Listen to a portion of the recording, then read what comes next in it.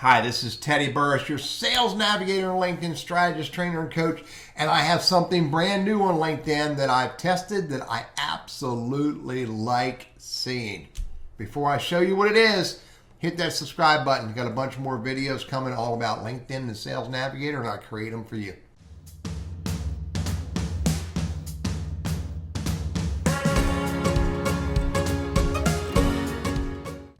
Here it is right here. On my LinkedIn profile, there it is. There's the bell. When you click on that bell, look what it says. You will now receive notifications for all new posts from Teddy.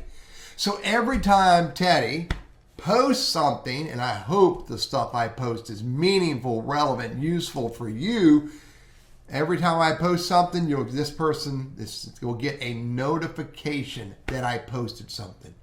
Now, why is this important? Because if I unclick that, you'll see that it says you'll only receive notifications for top posts from Teddy. Now, if you have a connection on LinkedIn that you really love what they share, then you don't just want to see their top post, you want to see all of their posts.